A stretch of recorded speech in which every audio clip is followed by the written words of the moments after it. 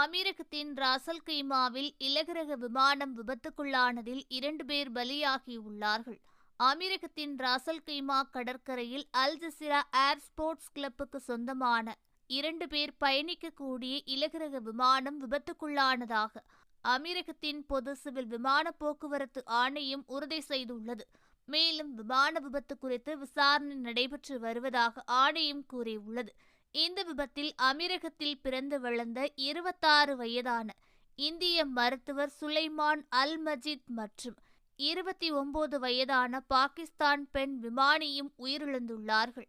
அமீரகத்தின் சிவில் விமான போக்குவரத்து ஆணையமானது விமானத்தில் உயிரிழந்த குடும்பங்களுக்கு தனது ஆழ்ந்த இரங்கலையும் அனுதாபத்தையும் தெரிவித்துக் கொண்டுள்ளது. இதேபோன்று இன்று காலை தென்கொரியாவில் 181 பயணிகள் பயணித்த விமானம் ஒன்று முவான் விமான நிலையத்தில் விபத்துக்குள்ளானது. இதில் குறைந்தது 179 பேர் உயிரிழந்ததாக அந்நாட்டின் தீயணைப்புத்துறை அதிகாரிகள் கூறியுள்ளார்கள்.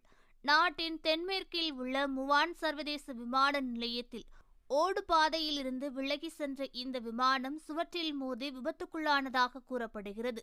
ஓகே ஃப்ரெண்ட்ஸ், இது போன்ற நியூஸ்களை உடனுக்குடன் தெரிந்து கொள்ள எங்கள் ரேஸ் தமிழ் சேனலை லைக் பண்ணுங்க, ஷேர் பண்ணுங்க, கமெண்ட் பண்ணுங்க, மறக்காம சப்ஸ்கிரைப் பண்ணுங்க.